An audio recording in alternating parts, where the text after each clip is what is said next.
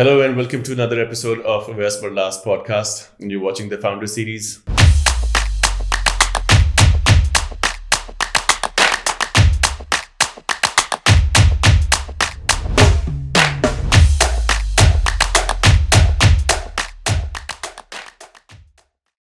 आज मेरे साथ बड़े ख़ास गेस्ट हैं, हमेशा ही ख़ास गेस्ट होते हैं। आज मेरे साथ हैं mister Nasir Kasuri. He is the CEO of Beaconhouse international colleges. ये एपिसोड खाली मेरे लिए इसलिए ख़ास नहीं है क्योंकि नासिर यहाँ पे बैठे हुए हैं, बट इसलिए भी because Beaconhouse is my alma mater and I'm very excited to actually start having a conversation with him and understand कि इन्होंने क्यों शुरू किया, इनकी वालदा ने कब Beaconhouse शुरू किया, what is he doing right now and what is he planning to do in the near future. So let's talk to him. Hi, Nassir. Thank you so much for coming in. It's a pleasure to be here, Wes. No, of course. So what's going on these days? Kya chal raha hai? Yeah, just Beaconhouse for one. I'm predominantly involved in our international operations. One of the things that we've done in Beaconhouse have been doing for many years actually is we've been expanding our network outside of Pakistan. Yeah. So where we've now got schools in in 6 countries, including Pakistan. So outside of Pakistan, it's we're in Malaysia, Thailand, the Philippines, the UAE, and Oman. So that's kind of something I'm more involved in now. So proud of, and it also keeps me pretty busy. Yeah. So hopping around quite a bit in these to these very exciting countries actually, and spending time in the regions more and more. And I dekh raha tha, you were on your Instagram that you were roaming around in Oman or somewhere. What was that meetup all about? I think you might have. This in is fact, in December, maybe January. What you probably saw was the Beaconhouse International Student Convention. Yeah, that's probably what it was. Which is actually something we do every year. There was a bit of a gap because of COVID, but now as of last year we started again. It's kind of like the Beaconhouse Olympics. Achha.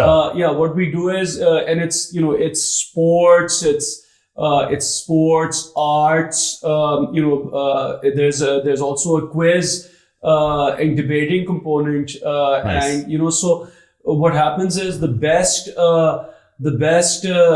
athletes and artists and practitioners of various things from different Beaconhouse schools, students. They are selected and then they go and compete. So this year was in the Philippines. Oh, nice. So, in sports, we had, for example, football, basketball, badminton, track and field. Yeah. Then we had, in extra and co-curriculars, we had robotics, we had, an art competition, various other things. And so then, they all come together, they compete, and, at the end, there's a big celebration, and, different countries win, different. So Pakistan won in sports this time, but, Oman actually won on the co-curricular side, which was fantastic. What is co-curricular? It's non-sports activities. So, robotics, art, things like that. So on the athletic side, Pakistan came out in front. But in the non-athletic competitions, which included robotics, Oman actually performed really well. We never had this pehle, right? I mean, this is recent phenomenon. It's more recent. I think it's probably been about 8 or 9 years, and then there was like a gap in between because of COVID. I'm feeling that cringe because I was very good at athletics back in the days. But you would have probably been one of those students. It's a great experience for the students also. They get to, for a lot of these students, it's the first time they've really leaving the country as well. Left the country. For some of them, it's the first time they've left the country. And even if they've left the country before, they've usually never really engaged deeply with people from other cultures. Absolutely. So, they actually get an opportunity to engage with students from all over the world, form friendships, and really understand how to work and make friendships across cultural boundaries,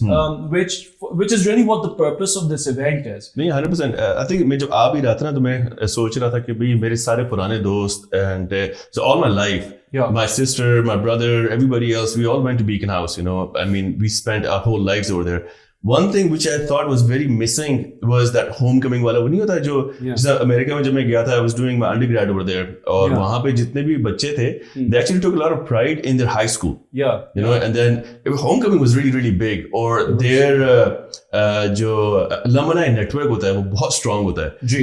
यहाँ पे you do see कि भी काफी सारे Beaconites हैं, but that alumni network is kind of missing. You know what I mean? Yeah, so that's that's a good observation. That's actually something we've been trying to work harder on in recent years. We now have an alumni department in-house, and I mean it still needs work, but we've started having alumni events in each region now. I don't know if you've heard of BOSS, the Beaconhouse Old Student Society. But I'll put you in touch with them. They have an app now as well. Interesting. Where alumni can connect and engage with each other. Then they host like a annual lunch in each region, and I'll invite you to the next one. For sure. So we're trying to do more work on the alumni network. You're absolutely right. I think that's one area that we need to work harder on, but there's a lot happening there now. Because the way I look at it, you guys have been in the business. I mean, you guys were the pioneers. Structure kiya कि education system Pakistan का बनना किस तरह है.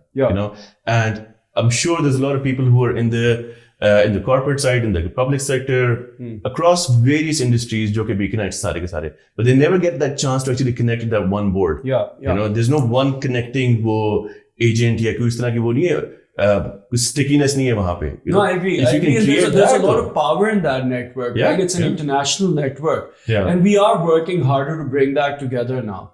So you're right. It's something that there wasn't a huge amount of attention given to maybe a decade or so ago, but as of the last few years, there's a concerted effort being made to bring alumni together and create more opportunities for them to connect with each other and collaborate. 100%. So हो रहा है, absolutely. So we dove directly into Beaconhouse, सब कुछ हमने कैसा काम. But tell me, so help me break down जो आपकी पूरी family history है.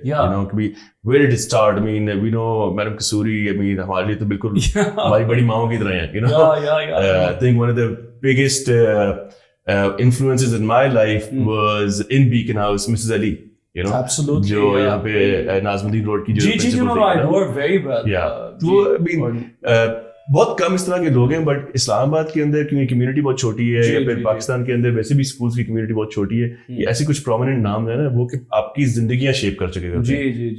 So help me walk me through how did it start, where you guys are right now. It was a interesting journey actually, and it started as a single sort of a nursery essentially. And and I think it started with the up to when you take you do an MBA and you take business class, they always talk about identify the real need. But for my mother it was, and that's kind of what she did, right? She was a young mother, and she was looking for a school for I'm the youngest of three. So no pressure, huh? So no pressure. But she was looking for a school for my brothers, and she realized that there was really no decent school around. So she thought, well, why not start a school? My brothers were I think the first two students. And she started a French school, right? It was called 𝐿𝐵𝐻𝐻𝐿𝐵𝐻. It wasn't a French school, but my mother and father both, I think, have always been fascinated by the French language. So they thought that they would give it a French name and call it 𝐿𝐵𝐻𝐻. People would have murdered it over here. That's why it's now called Beaconhouse, right? So it was called Les Angles, Les Angeles, everything imaginable except 𝐿𝐵𝐻𝐻. Unsurprisingly, right. So now but a lot of people don't know this. I mean, a lot of Beaconites don't know this. 𝐿𝐵𝐻𝐻 is still around, so it's now 𝐿𝐵𝐻𝐻 essentially is run as a regular Beaconhouse school, right? But for historical reasons, it's still called 𝐿𝐵𝐻𝐻. So this is in Lahore. So some of the not the original branch, because that started in my great grandmother's house, Right. In the upper portion, Right. So udhar to nahi hai, but but one of the early 𝐒𝐤𝐲𝐻 branches in Gulberg is still there and called 𝐒𝐤𝐲𝐻, but it's a Beaconhouse School for all intents and purposes. But we've kept the name. Right. But yeah, I mean, what happened is, number one, I think 𝐒𝐤𝐲𝐻 means little angels. Little angels. So now, when we started moving towards, higher classes, Right. It didn't make sense to call it little angels, at the A levels and whatnot. Even if I put it on Secondly, myself, nobody could pronounce it, right? I mean, we didn't want it to be known as 𝐿𝐿𝑎𝑧𝑎𝑛𝑔𝑙𝑠 for the rest of time. So I think after a few years, there was some brainstorming and the name was changed to Beaconhouse, which Pehle was Beaconhouse Public School, Yeah. and then it turned into Beaconhouse School System. Yeah. I mean, Beaconhouse School System तो actually मेरे सामने हुआ था because Yeah. I think it was in the 90s Yeah. जब वो change हुआ था. पहले BPS होता था. right? BPS होता था, जी, हाँ, बिल्कुल, हाँ, बिल्कुल. Right. So Mrs. Kasuri, she thought कि भी बच्चों को मैंने डालना है. She started it in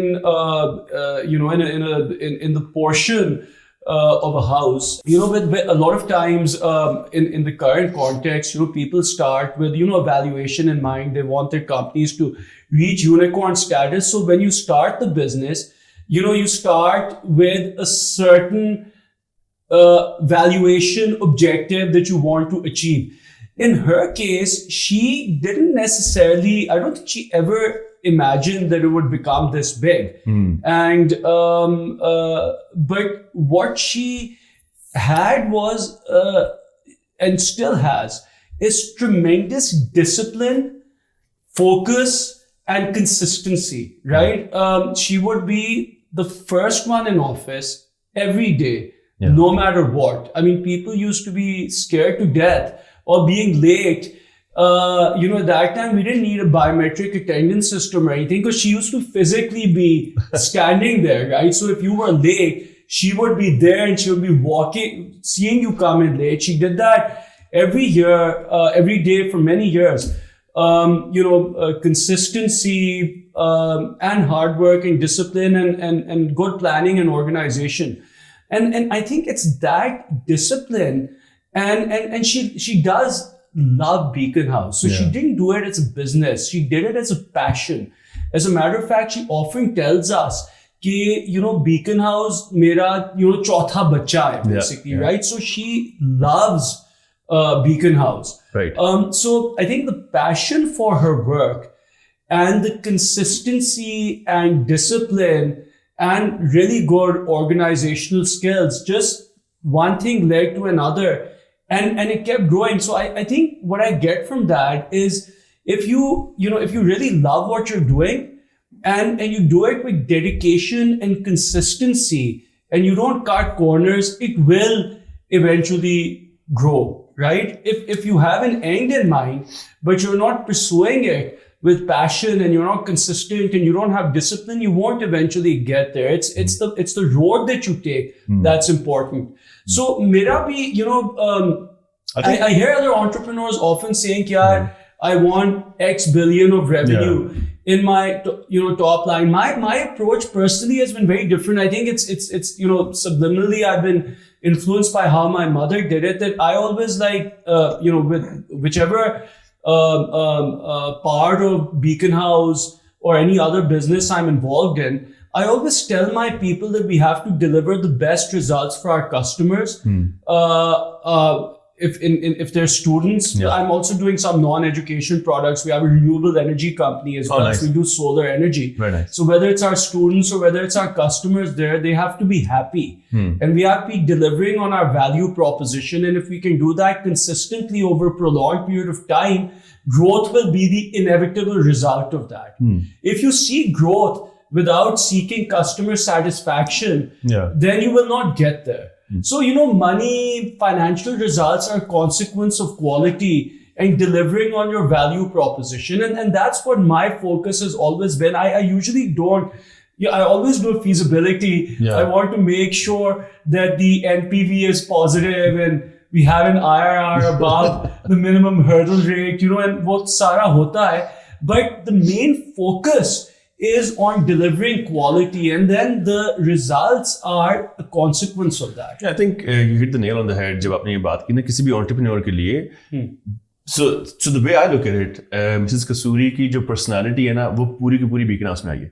You know? Absolutely. I mean, the reason why I was smiling while you were saying she was the first one over there, she was very strict because so एक time पे I used to be the sports captain and then मेरी responsibility to make sure कि कोई भी बंदा के अंदर आ रहा है तो it goes all the way down, right? It's part of the company culture even now. And sometimes it's not easy because now, you know, it's like we're generally considered very good employers. You know, हम अच्छी leaves देते हैं ये वो, but we're still very particular about you show up on time. And sometimes people get annoyed because they're like, oh, you know, in the current culture, especially with the younger millennials and the Gen Alpha, especially like, oh, what difference does it make when we do the work as long as it gets done?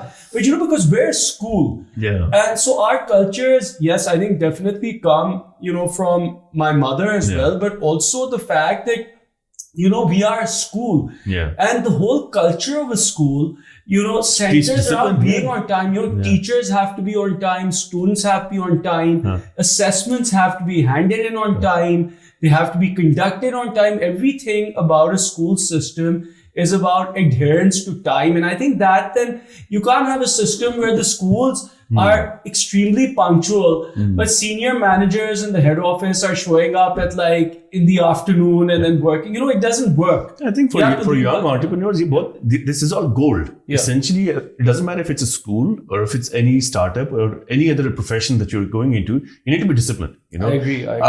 Essentially what you're saying is कि ये इसका एक protocol है जिसको आपने follow करना है. You know, if you keep on doing that again and again, you'll hit perfection. You will eventually hit perfection, and your business will inevitably grow. You will make mistakes. But if you have that discipline and if you have the right attitude, you'll overcome those mistakes. I think consistency and resilience is very important, right? I mean, I think in the growth story of Beaconhouse, there were a lot of setbacks, but you know, you keep going. Really? I mean, there are definitely, I mean, there's setbacks in every I would love to learn about those. I mean, what are the setbacks? I mean, what were they? Could be for the whole audience to know, because what we see is a success story, right? To be honest, you know, in the beginning when Beaconhouse started, you know, no one used to even provide financing to schools, right? Beaconhouse, you know, banks didn't consider it a proper business. It was like kind of considered not a serious business. So financing nahi milti thi. So I mean, just you know, the business had to grow out of its own free cash flows, right? We couldn't go to venture capitalists and say, you know, give us, you know, 8x, you know, EBITDA or revenue or and you know, उस time पे वो model ही नहीं exist करता था. So Beaconhouse grew from its own free cash flows, and growing up, almost everything that Beaconhouse made was reinvested into Beaconhouse. Very, very little came out of it. Well, kabhi my mother half jokingly and half seriously says कि तुम, you know, जब लड़के बच्चे थे तब तुम्हें कुछ भी नहीं निकालती थी. अब तुम बड़े हो गए हो तो तुम लोग निकाल लेते हो थोड़ा बहुत. But even now, our mentality in Beaconhouse is that everything goes to Beaconhouse first. And then whatever we take out is what's left over. So right, it's the business first, and I think that's been a challenge, you know, growing now. Of course, you know, mashallah, Beaconhouse has, you know, kind of become a blue chip brand in Pakistan, and financing is available. We can raise capital, whether it's debt or equity, relatively easily. So it's easier to grow. But I mean, imagine growing a business of this size entirely on its own cash flows, and for the first and I'll tell you when the turning point came. It was sometime, I don't remember the exact year, but somewhere in the mid to early 90s. I think it was 94, 95, maybe 95. The IFC, the IFC, yes, invested in Beaconhouse. Okay. And that actually then sort of suddenly banks realized that this is a proper legitimate business. And you know, funding and financing started becoming available. But so it wouldn't be wrong saying that us time pe Mrs. Kasuri actually started a startup. You know, She started a startup with zero financing, with no venture capital, and no debt, or hardly any debt, very little, and when no debt, as I said, because so this was when 1970 something. We're coming up on our November, May. It'll be our 50th anniversary this year. So I'm happy about that. It's been some time, yeah. And so the whole journey, starting from that small, क्या नाम है अपने नाना के घर के ऊपर, and today, how many branches do you have? Yeah, so it depends on how you look at it. Beaconhouse itself is around 200 branches, but then if you include the educators and a charter school system, educators in particular has a very large network, because it's a franchise-based system.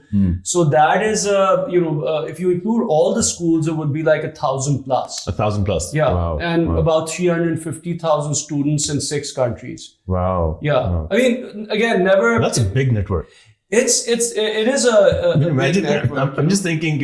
Imagine how many minds that you've shaped in the world in the last 50 years. Yeah, I mean, it's just. I incredible. mean, for me, that's a huge source of, I take a lot of pride in that. Yeah, of course, 100%. That every day that we go to work, all these students that are in our schools are in some way we're becoming a part of their growth journey. Right. And so that is something I think we're all very, very proud of, and it's something very special. I think there are very few other sectors where the work you do can have exponential impact the way you have in education. Yeah. So, it is something that where we take a lot of pride. And did you ever go to Beaconhouse as well? I did go to Beaconhouse for some time. Achha. And then what happened was, I think in the early years, it was also a much smaller network, right? So I think my mother felt that it was difficult for me and my brothers to be sort of in our own school and for her to maintain discipline. So then we eventually ended up moving out and we went to the Lahore American School. Nice. But our kids actually, mine and my brothers also, so my own children and my nieces and nephews have all been to Beaconhouse. And so I'm in Islamabad, so my kids go to Beaconhouse Newlands, and in Lahore we have Beaconhouse TNS, and they all go over there. So I think in third generation, our kids have all study and have studied in Beaconhouse. So now, so अगर मैं बिल्कुल इसको break down करूँ, so you have Beaconhouse जो कि बिल्कुल pre-nursery से लेके A levels तक लेके जा रहा है. Then you have educators. फिर उसके बाद you have BNU. BNU के बाद अभी आपने Newlands का बात की. Newlands is IB, I believe. Newlands is IB, so it's still part of our. So in our K to 12, we kind of have different brands at different price points. So you have. The educators, which is probably the lowest price point we go to. Then you have charter school system, which kind of lies between the Beaconhouse and educators price point. And then you have TNS and Newlands, which are premium schools. And I think, in fact, in TNS now, we've, in Lahore introduced a model which is kind of almost like a TNS plus sort of a model, which is, which is a very interesting school, actually. It has no classrooms. It has like an open floor plan. It has this like sort of spiral going up, and students just go to different areas for different learning activities, depending on, so we're trying to also rethink, how education should take place in the 21st century, because I mean, everyone talks about, current educational construct being a product of the Industrial Revolution and blah, blah, blah. It's part of his thing. So, and it's true also, though. It is true also. And so one of the things we are doing is, pushing hard and doing a lot of research and trying to, change how we teach in school. So I think the new TNS school is like a very physical manifestation of that, where, we are, there are no classrooms, and it's I think they have some classrooms now because I think they did it and realized it was too dramatic. But students or parents are okay with doing this? They're okay with it, yeah. Because I'm surprised who's taking up this new challenge. Yeah, it's as a parent, it will be a challenge, right? Yeah, the TNS brand has built up a lot of trust in Lahore. So let me walk you through that story a little bit as well. Sure. And over here, I would have to, my brother Qasim, who's the CEO, he's done a lot of work in this space. So I think since the early days when he came in as CEO, he was very passionate about, progressing the way we teach and moving away from, completely didactic lecture-based teaching to sort of teaching which, engages the students more creatively. And this journey began, probably 20 odd years ago, maybe a little bit longer than that. And so TNS, and it's interesting, the initials, the acronym, nobody knows what it stands for, but it actually stands for the new school. The new school. And the reason that came about is because we were having this brainstorming. We had kept the code name when we were working on the project was new TNS, school. Right? So we would call it TNS. And he was like, uska naam kya rakhna chahiye? So I was like, it's such a new educational concept. Why don't we just call it the new school TNS? Because it's a new type of school.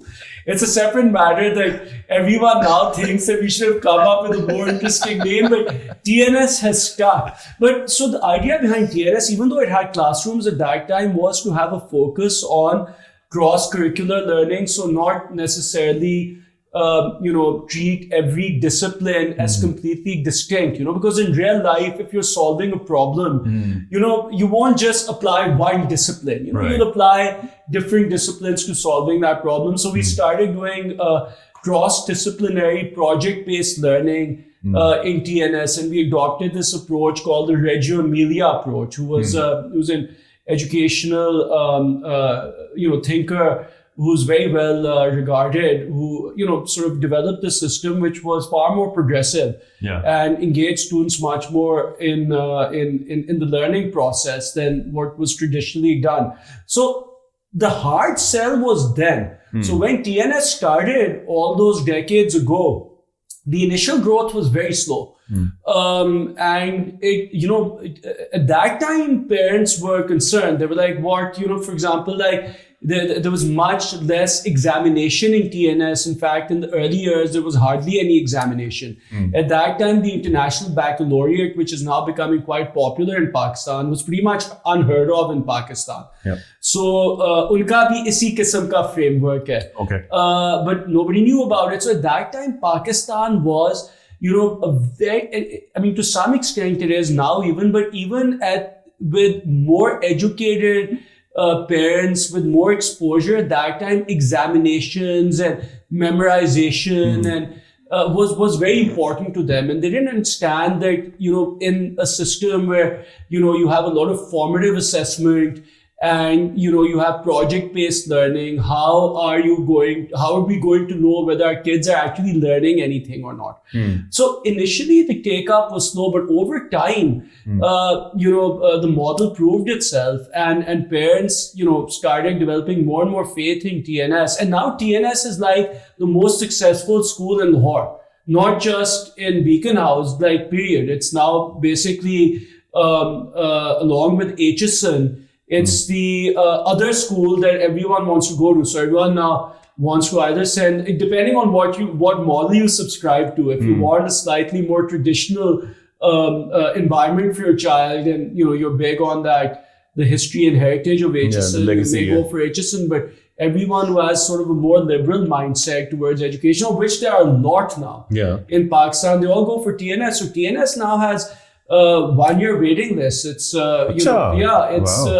buy into it now. So now when TNS progressed to the next logical step, because they already believed in that model and they trusted now, it wasn't so much of a shock. And the next obvious transition is now to have less of an emphasis on classrooms and create a physical space which is conducive to this type of learning also. So in many ways, I think it was a natural progression for TNS. And I think the hard work in convincing parents was actually done a few decades ago, and it's now relatively easier. So help me understand that. When you say a few decades ago, so is that where when the idea came in, and then you started marketing it, then you started having some? No, that's when TNS opened. That's when TNS opened. I think we started working on the model. There was about a year or two of, at least a couple of years of research and brainstorming before the school was actually launched. And so, do you market the school or no? आप लोगों की marketing strategy क्या होती है? Yeah, if there is any. Yeah, no. There, I mean, I don't know if you need to market. Yeah, no. So look, I mean, we try not to do too much overt marketing. To be honest, in the early years, as in when my mother was actively, was the CEO and running it on a day-to-day basis, we did absolutely zero. Outdoor marketing. अब थोड़ी सी हमने करनी शुरू कर दी है, but the marketing has predominantly always been word of mouth. Yeah. And that is always, the best marketing for schools. I've seen this, throughout the world. It's not just in Pakistan. Everywhere in the world, word of mouth for schools is the best form of marketing. What your students and parents say about you is really the only thing that matters. Yeah. We try to have very active social. So one of the opportunities that social media has given us is to really show the outside world a lot of what's happening in our schools. So what we do try to do is have very active social media accounts for each one of the individual campuses. They maintain their own social media pages. Their learning activities, co and extracurricular activities. So वो बच्चे कर रहे हैं या फिर वो कर रहे हैं the staff? Yeah, generally. Or a mix of both. No, it's generally managed by the. So it is. I think in some cases, the journalism club gets involved as well. But in most cases, the top level oversight is, with the campuses. Yeah. In our colleges, though, you were asking about different products. In our colleges, we have in tertiary education, we have a network which is now called Beaconhouse International College, right, where we offer British university programs. In Pakistan. Over there, because students are older, over there they take a much more active role in managing the social media pages. And this is your baby, right? The college is Beaconhouse International College is my baby. That's right. So that's so the other hat. So talk me about walk me through this as well. When did this start? Affiliations किस साथ हैं? What's the plan over here? Yeah, basically we have quite a few affiliations. We have so we work with the University of Essex, the University of Kent, Liverpool John Moores University, the University of London, and Pearson. And we offer a range of undergraduate programs with them. And, so that is something we've now been doing for about 5 years. And the idea over there really is, it's now becoming, more and more difficult and more expensive, for Pakistani students to travel out of Pakistan, to get international degrees. So the idea is to allow them to, stay in country and get those degrees from here. So, the qualifications we give, you get exactly the same degree in Pakistan as you would get if you graduated from that same university in the UK. Okay. And then if you want, you can, if you want to get that foreign experience, you can transfer abroad for your second or third year. Interesting. And still maybe do a year or two outside of Pakistan, but then you save a substantial amount of money. And because the lesson plans and curriculum are mapped exactly, they're actually sent to us by our foreign partners. That's actually a very good model.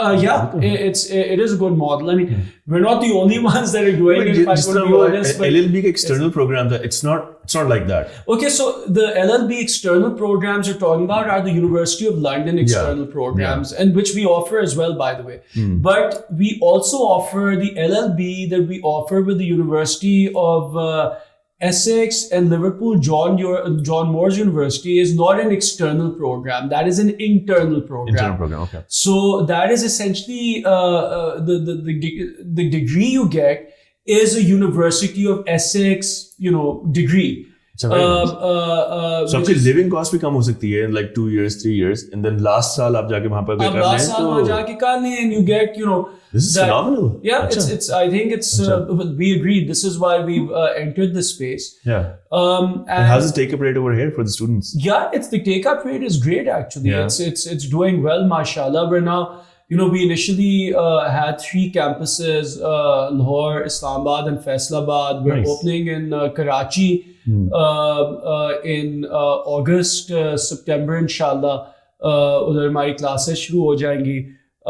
We are looking at additional campuses. And any specific discipline? या फिर सारे कर रहे हैं अभी? A wide range of disciplines. So between our various partners, we're offering, LLB, we're offering, BBAs, BCS, computer science. We've recently, we're doing international relations. We've recently started offering a very interesting bachelor's in artificial intelligence, in fact. Achha. So, one of the things that we're really keen on doing is sort of diversifying our program offering and going towards, disciplines which are now going to be major drivers in the 21st century. So some of these programs, don't necessarily have a huge uptake right now, but I have a firm belief that, things like, AI, blockchain, even ESG and sustainability are going to become major areas in the future. So we're trying to bring in qualifications which will really gear students for, the 21st century economy. We're doing a lot of work on that. Along with our academic programs, we're actually both in Beaconhouse and Beaconhouse International College. One of the things we're putting a lot of focus on is entrepreneurship. And so, in Beaconhouse, some years ago, we actually launched something very interesting called Spark Tank, which is kind of our version of Shark Tank. Okay. It's for the students. And because it's for students, we wanted to come up with a slightly less intimidating name than Shark Tank. But, we have students as young as like 12 years old, 10 years, 11 years old, actually coming up with their own business plans and pitching, and then... And are you investing in them? Yeah, we are. Oh, you are? Yeah, we are. We have a seed fund in Beaconhouse. Oh, wow. And we are, so the projects and then eventually they do pitch. Yeah. And, our aforementioned friend Faisal is actually one of the sharks that was at the last pitch session. So he was there. And the VCs also invest. And so, the idea is to actually, what's happening now is with the tools available to young people, the age of entrepreneurs is getting younger and younger. Almost like a large percentage of the kids that we have in our colleges, at least, have some side gig going on. And a lot of the kids we have in our A levels and even O levels have side gigs going on. So, they're all entrepreneurs to begin with. So I think one of the things we're doing throughout all of our programs, whether it's K-12 or tertiary education, is to really help enable entrepreneurship in those institutions. So we've done Spark Tank in Beaconhouse, been doing it for a couple of years. We're now going to be launching a similar incubation program, which we're calling the Big Foundry in Beaconhouse International Colleges. Who's churning out all these ideas? I guess all of us, we have, mashallah, a good team. It's a very collaborative working environment. We talk to each other. We communicate. I find it's very interesting. I actually didn't know that इस तरह का काम हो रहा है वहाँ पे Beaconhouse के अंदर. हो रहा है यार. So we're now launching an incubation. We've set up like incubation centers, or we're setting up incubation centers in all of the college campuses. And we're going to be running a full incubation program for free, mind you, for all students, which will include, things like, design thinking, digital marketing, research, identifying the real problem. And can you take these courses pitching. online as well or no? Right now it's face to face, but what we're going to do is we're going to make all the lectures available online. For our students. Okay. So it's going to be the incubation and entrepreneurship program is available to all Beaconhouse and Beaconhouse International College students for free, and they'll have access in Beaconhouse International College to all the lectures online.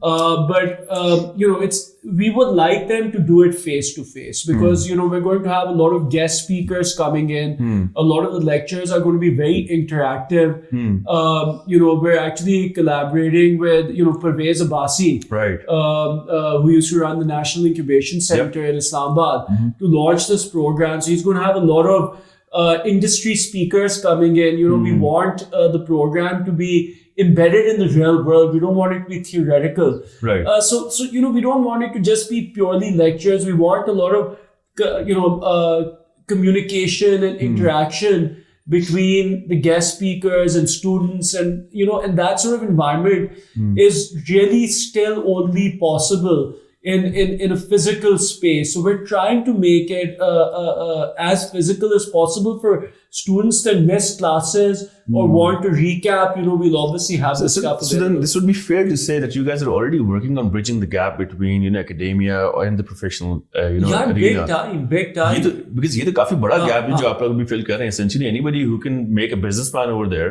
if they can pitch, और फिर उसके बाद बैठ के वो AI के ऊपर भी काम कर रहे हैं. Once they hit the ground, in the industry, they're almost there. They're almost there, and the way they're going, the way this program will be conducted is that a lot of industry people will be coming in and giving lectures. So it's not going to be some purely theoretical exercise which has no application to the real world. The whole idea behind this program is that you learn the skill set from real people who are applying those skills, and then you create a business plan and you pitch it, and the really good ones then get funding. So we're going to have a seed fund for the big foundry as well, and again we're going to get VCs involved.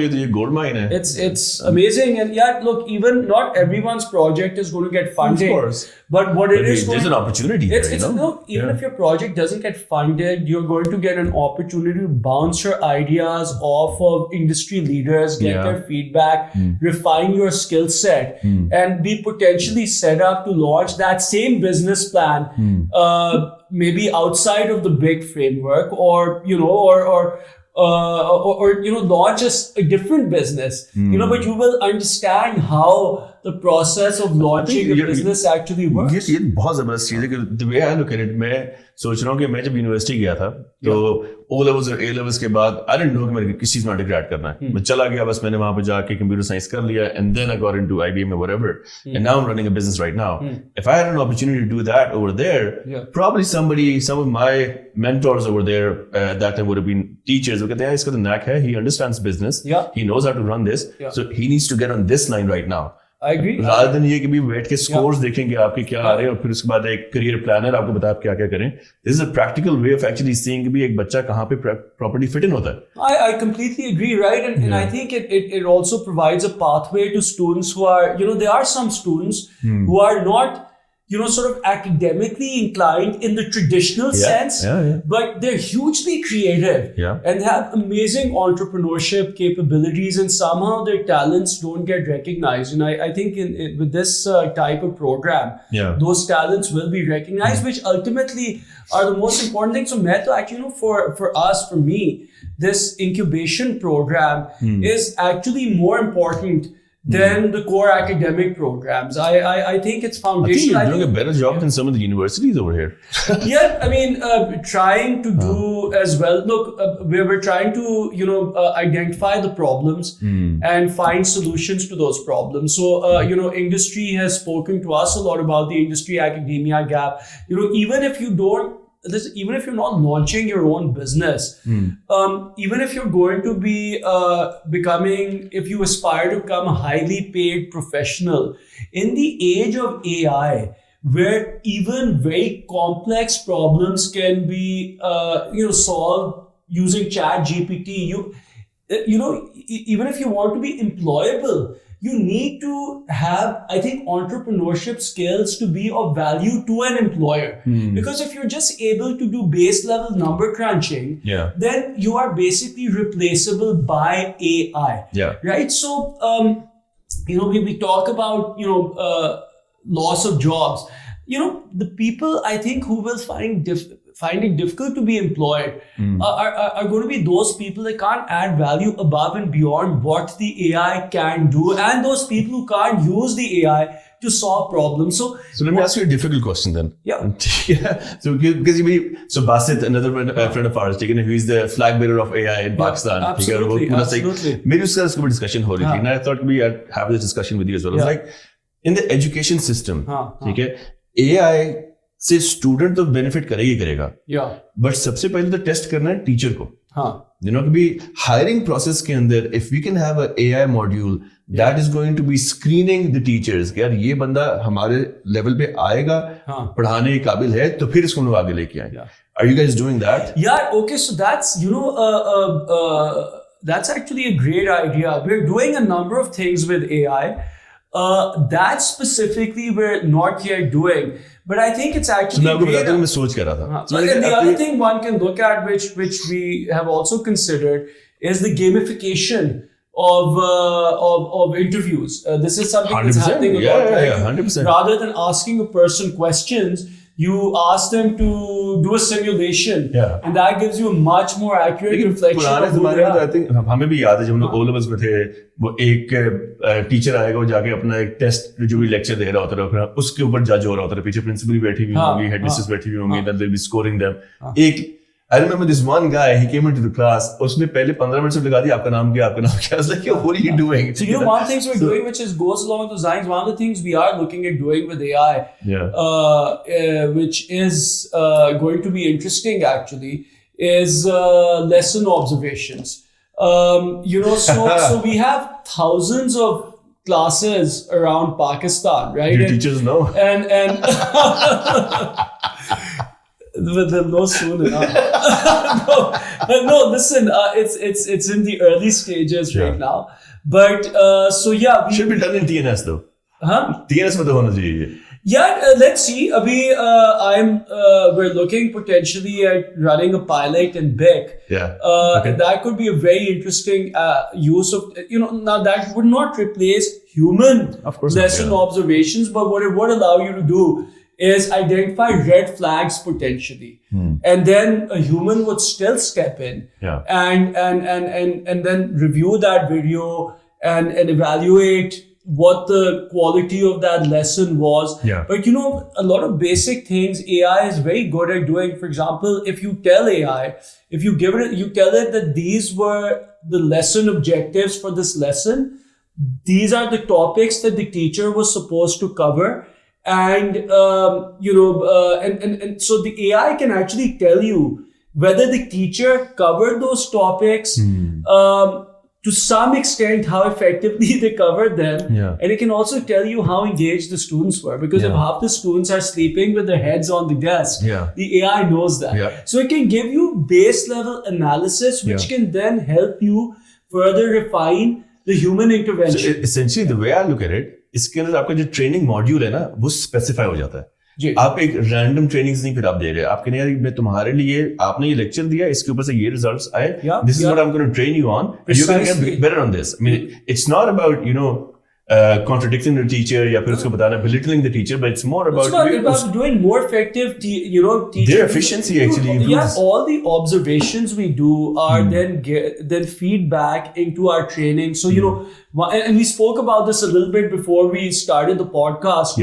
Beaconhouse ke andar, I think one of the secrets of our success has been this cycle of teacher training and evaluation, and in order to And evaluation cannot be done without effective lesson observations, right? And now in a large system, you can only ever do a very small sampling of the total lessons. If we can increase our sample size and get more data in, that allows us to do more effective teacher needs analysis, provide more meaningful training for our teachers in areas that they specifically need training in. And then eventually that translates into better learning outcomes for students, more engaging teacher-student interactions, which is, what we're aiming for. I think a बड़ा अच्छा use case for AI for sure is going to be teachers assistants, right? Yeah. जो हमारे universities में तो हमेशा होते थे, TAs होते थे सारे, और वो बैठ के स्कोरिंग कर रहे थे या फिर उनको हेल्प करते थे. So TA का concept जो है, we're looking at that.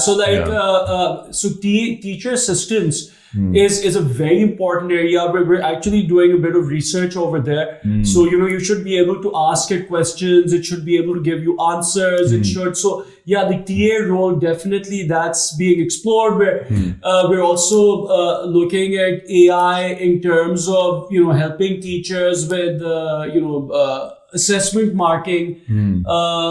And so वो भी हो रहा है. मेरे दिमाग में तो पूरा वो BMI आ रहा है ना, Magla campus. ठीक है, तो I'm just walking through like कहाँ पे AI को चल सकता है. So it's a lot of places we've applied these large language models to our company policy. So even our employees, right, if not sure about something, rather than having to go through a huge index, they can now just ask a question. What is the policy on this or that, or how should I deal with this situation in the context of Beaconhouse's policy framework? We'll go through like 100 different policies that Beaconhouse has. GPT out of that. So we have gotten an open source LLM, and we've applied it to that. We've applied LLM to क्या कहते हैं, these assessment. So teachers can mark assessments more quickly, which gives them then more time to engage with students. We're also, looking at AI in terms of individual learning plans. One of the things AI is very good at doing is assessing individual learning needs and then giving students individual learning pathways. One thing that is always challenging in a class, as you can imagine, is if there's like 25 students in a class, some of them are very strong. Others are weak in certain areas, and it's not even uniform. Some students may be very strong in certain topics in that subject, but very weak in other areas. So, meeting individual learning needs in one classroom, yet keeping the whole class on track is always challenging. So we're using more and more tools which can help students do individualized learning at home and bring them up to a certain basic level, and then help the classroom teacher really move the class forward while addressing individual learning needs. Right. So that's an area where it's being used quite comprehensively. So, actually a lot of what we're doing right now is focused in leveraging AI to improve, learning outcomes for students. No, that's all music to my ears, to be very honest. I mean, I hope जितने भी students सुन रहे हैं या फिर जितने भी लोग सुन रहे हैं, they should get happy कि यार हमारे जो schools हैं वो lesson इस पे काम planning. करें. So we're using AI in lesson planning. That's like a very mundane, repetitive. So our huge. We're even using AI in our new appraisal system. So employees are able to, when they're setting their own targets, they enter a KPI, and then the AI system breaks it down into sub components and helps them articulate how they're going to achieve their KPIs. So so essentially we're trying to integrate it into everything that we can think of. एक चीज और जो हो सकती है ना इसके अंदर, I don't know उसमें privacy laws वगैरह क्या कहेंगे, but see, if I was in this day and age in Beaconhouse और मैंने शुरू किया था pre-nursery, so मैं जा रहा था A levels तक. जी. I mean, you know my profile to the core. ठीक है क्या, ये बच्चा जो है किस चीज में सही है, किस चीज में नहीं है. The kind of profiling that you can do of your students, ठीक है, that will be invaluable. अभी वो इंडस्ट्री के लिए भी invaluable है, स्टूडेंट्स के लिए तो है ही है, पेरेंट्स के लिए भी, कॉलेजेस के लिए भी.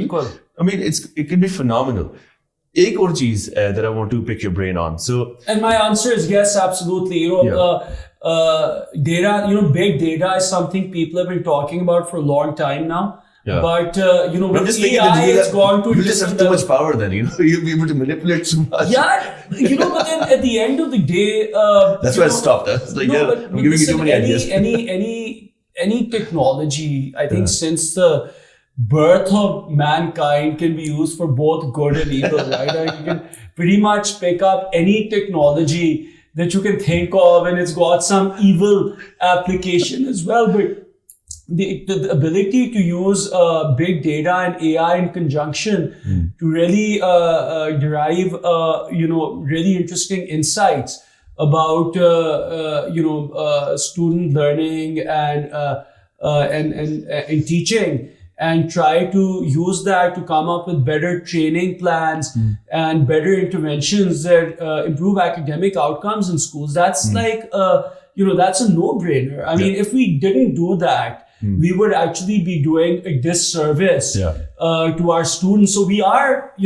because all the data that we have right now is on a system somewhere, whether it's HR data of our employees, their leaves, their salaries, their what trainings they've done, teacher classroom observations, student achievement data, and breaking that granularly down into individual topics of each subject. I mean, that data is all there somewhere. So we are trying to integrate that data. We're like going through even harder is because what I'm saying is you're creating a clone then. You can create my clone, you can create anybody's clone, and you can have your mini-me's everywhere. Well, that is there's a dystopian. No, but there is, dude. I mean, there is a dystopian possibility, particularly behind AI, right? And I think as humans, we have to traverse this line, very, very carefully. That how do we use the technology responsibly and in a manner that doesn't completely breach every type of privacy and personal space that we hold dear to us. It is a challenge. Undoubtedly, it's a challenge. अपने बेटे के लिए मैं अभी भी कर रहा हूँ. So he अपने GPT के ऊपर जो है, he has his own friend. And it's called Matt Junior. And he talks to him every hour, every day for an hour. ठीक है, और वो आहिस्ता आहिस्ता करके जो उसका दोस्त बनता जा रहा है. He's 6 years old right now, turning 7. What I'm thinking is he will have a lifetime friend in him if he takes him along in the next 4, 5, 7, 10 years. And then robotics is going to be so fast forward कि भी हमारे सामने उसका robot खड़ा हुआ होगा, और वो रोबोट जो है वो उसके ऊपर ट्रेन हो जाता है. But your son is going to have an augmented intelligence, right? He's essentially, if you're thinking about it, if your son grows up seamlessly using ChatGPT or some other LLM, and he from a very early age integrates that into his cognitive model. This is an interesting discussion fact I was having with Faisal Aftab yesterday. If he integrates this into his cognitive model, essentially he has, his cognition will be so much greater. It's almost like a cyborg brain, right? Where you're augmenting your, and so for us to do that at this age is, I do still occasionally use ChatGPT. I should use it much more than I do, to be honest. Do you have the paid version? I don't have the paid you need to have the paid version. I'm told the paid version is life-changing. Oh, it is. I'm going to download the paid version. I've told it's just, and I've seen some of the output from the paid version, and it was truly eye-opening for me. I think they have a pro as well, which is $200. I want to train my kids to do, in fact, telling your kids not to use, it's complicated. That's a disservice. It also then, it's a disservice, but there are all these complicated questions about academic integrity then as well, right? So if your child is constantly using artificial intelligence, which I actually think they should, because the world they're going in, if everyone is not kind of almost like a cyborg, then they are, and I'm not talking about a physical cyborg where you have a robotic body, I'm talking about a cognitive cyborg where your intelligence, Elon Musk actually wants to put a microchip in your brain where you don't even have to type the prompts in, you'll be thinking then, and you will literally be getting the data fed into your central nervous system, and it'll integrate with your thought process, which sounds completely insane, but he's actually, I think, implanted like 5 microchips recently on some human test. He just has found some 5 human guinea pigs that he's implanted microchips in. So, that is the world that our kids are going in. So they want to be competitive in that world. They need to have that expanded consciousness. But at the same time, and it's a big challenge for us as educators, how do we allow them to do that while still making sure that they are learning some of the base concepts, because at the end of the day, if they can add absolutely no value on top of what the AI is doing, then no one will give them a job and they'll be unemployable, right? So as educators, it's an interesting challenge for us, and which is why I think education needs to change. And maybe the definition of that job is going to be twisted as well. I mean, right now, when we say कि वो उसकी job मिलेगी कि नहीं मिलेगी, उस time जाके वो job की definition ही change हो चुकी हो. I think उस job की definition काफी हद तक change हो चुकी होगी, and it's difficult. The challenge is it's difficult sitting here right now to imagine what that job is changing so going fast. To be. We're trying to prepare students for a future that we frankly can't even imagine right now, right? I mean, like suddenly the Chinese came out with a large language model which is 50 times, 50, more efficient than DeepSeek, than ChatGPT. The US, Nvidia lost like $500 billion. Like I lost some ridiculous amount of money from its market cap, and I think it was the single largest drop in the Nasdaq in the US equity markets in the history of the United States. I think probably single day drop. In terms of total loss of valuation, because it didn't just hit the semiconductor industry, it also hit the energy industry. Because all the energy for those semiconductors has to be produced. So suddenly your energy requirement goes down 50x. So energy equities also like nosedive. So it's a huge drop. So in a world where it's like dramatic, life-altering things happen in an instant, it's difficult to... So we're doing the best that we can with what we can imagine. But what I do know right now as an educator is that we have to allow kids to start gradually using LLMs and incorporating them into their cognitive models. And what we have to do is we have to educate differently. So we have to test their creative thinking abilities, their interpersonal skills, their communication abilities, and a lot of skills which are intrinsically human, which is why I think these things like the incubation program and entrepreneurship skills that we're focusing on are now so much more important. They were always important, mind you. But now we're heading into a world where they might be the only things that are important because everything else can be done by AI. So now I think जो incubation center वाला concept भी जो है ना, it kind of takes away जो पहले vocational training का जो concept था. क्योंकि vocational training के अंदर था सारा काम brick and mortar थोड़ा ज़्यादा था. अब ये कि now if you can have एक जगह जहाँ पे you're training people to be able to use AI to make applications, essentially you're making them ready to make their own livelihood. Absolutely. That's the vocational training wala model, right? Yeah, absolutely. And listen, the other thing is, I tell you, one of the ways of addressing this unemployment question, right? And it is a question. There is a risk of job loss. I know that Basak disagrees with this sometimes. I disagree as well. But yeah, it can cause unemployment. But the way to combat that is to create new jobs. And who is it that creates new jobs? It's entrepreneurs. So we need more entrepreneurship. We need people to come up with new, novel ideas which create jobs that never existed before. So we need to enable entrepreneurship in order to increase job creation. In Pakistan, by the way, it's specifically an issue because with one of the world's fastest growing populations and one of the world's youngest populations, what is it? I think like 70% of our population is below 30. Between 18 to 35. 18 to 35, unbelievable numbers. You can't just rely on the government. The government's not just going to magically create all these jobs. We need entrepreneurs to create these jobs in Pakistan. So I think the need in Pakistan is even more dire. So I think it's incumbent upon every educational institution in Pakistan, whether it's at the whether it's at the K-12 level or even or at the college, university level, to have a huge focus on entrepreneurship because we need job creation in Pakistan. And AI is going to create complications because it is going to automate a lot of jobs. And even a lot of the outsourcing jobs that, Pakistan is wanting to now rely on. Let's do a different take. So मेरा इस पे take बड़ा simple है. I'm not negating that, but मेरा angle different है. मेरा angle ये है कि भाई right now, if you can service 100 people, with AI you'll be able to service 200 people.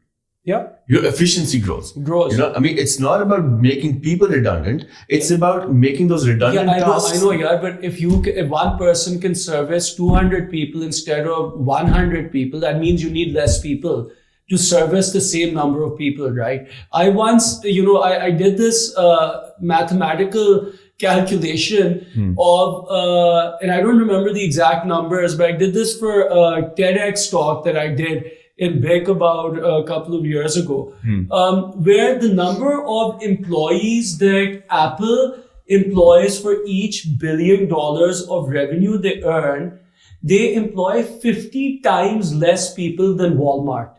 So for every $1 billion Apple earns, they employ 50 times less people than Walmart. So highly automated businesses do employ fewer people. Right. So you need more businesses. I really do believe that entrepreneurship is going to be very important globally.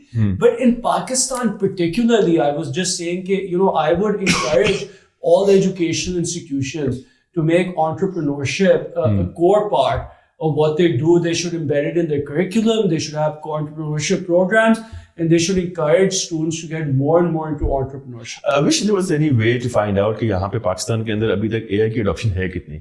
और AI adoption in terms of just using it for the sake of it, कि जी मेरे ये text को सीधा कर दो, मेरा LinkedIn post सीधा कर दो, या मेरा WhatsApp message भी सीधा कर दो. Everyone is using it to write their emails, right? Yeah, email or LinkedIn posts, I mean, all of them are so flowery now, you know. Exactly. So it's so funny, every time. So articulate. Articulate. Every time I get an email now, it's like it was written by Shakespeare or something, It's like, thou art requesting to, it's like I'm thinking, And you look at the person who's written it, I'm like, this person's English level has suddenly gone from here to here, right?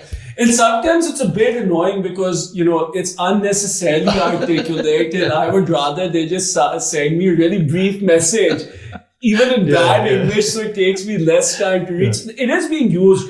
So I think like Grammarly is being used widely in Pakistan, and so it depends on the type of application but I don't think AI is being the way you're saying that you're encouraging your son to use it, right? Where it like actually becomes part of his cognitive process.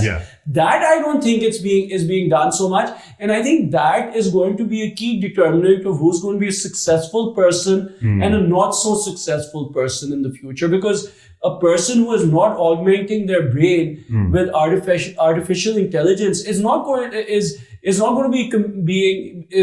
be able to compete with someone who's kind of like an intellectual cyborg. वो हुआ ही नहीं जाएगा. Interesting. I think we had a really good conversation about how students, what they need to do, और आप लोग क्या कर रहे हैं इसके ऊपर.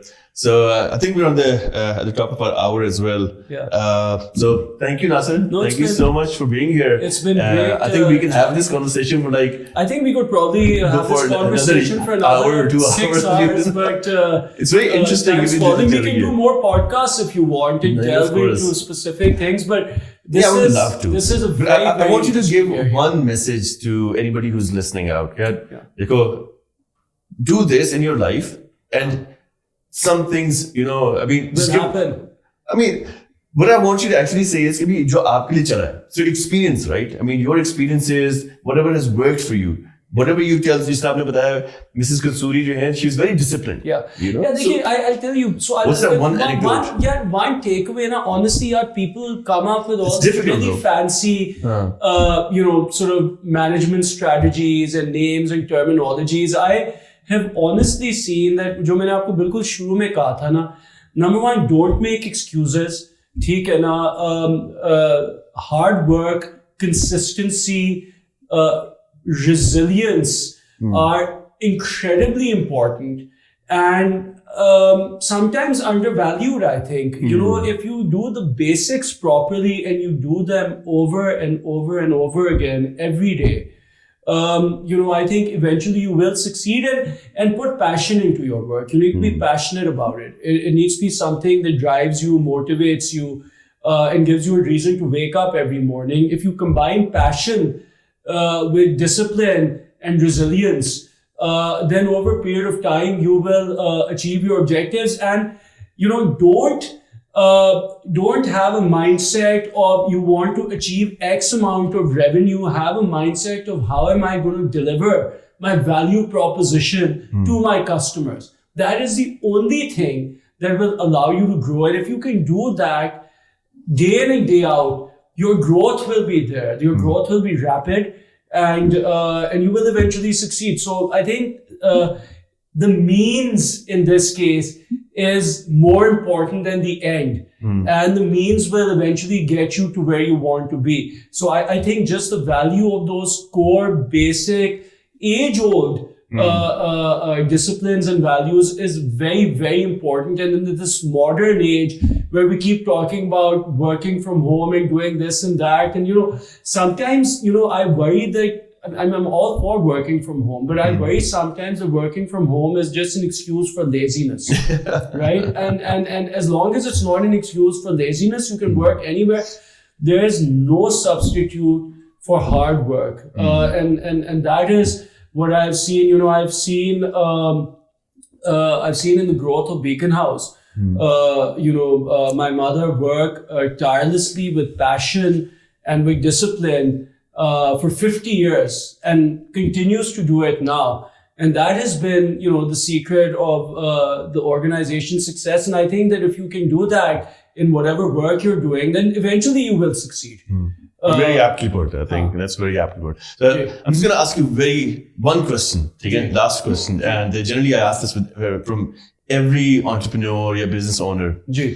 How do you manage stress? Oh man, yeah. Sometimes I smile. If you ask my family, sometimes not too well. We do sometimes just completely. I was telling you, it's not easy. Managing sort of multiple business verticals and then managing, family, friends, and exercise and everything at the same time. And I think you have to lead a balanced life, otherwise you'll be an unhappy person. It's not easy. I try every day, honestly. I do try to, I enjoy tennis. So I take a cup, so on most days, unless I'm traveling, I take about 2 hours out. I do about half an hour of exercise. I go to the gym and I play about 90 minutes of tennis. So about 2 hours of physical exercise. And usually before I go to sleep, I, do something I enjoy, and which is, just me and myself, which is I watch Netflix, Netflix and chill. I think you need to unwind. Yeah. Find something that, because even, sports and exercise is exertion. Yeah. I think give yourself, please give yourself an hour and a half where you switch off every day. Otherwise, you're going to burn out. If meditation is your thing, meditate, but do something which is just incredibly relaxing for you for about an hour and a half every day, because otherwise you will eventually burn out and snap. Yeah. Right? Yeah. So that's what I do, and everyone has their own thing which helps them unwind. Maybe meditate, read up. Reading anyway is very important. I think you should take out time to read. In any case, it should be part of your daily routine, but find something which you find incredibly relaxing and do it and which is just about you. It's your me time. Give yourself about an hour and a half of that every day, I think. Wonderful. Thank you, Nassir. It was lovely having you. And we'll see you again, inshallah. Sounds good. All right. Great. Thank you, guys. Thanks. We'll see you in the next episode now.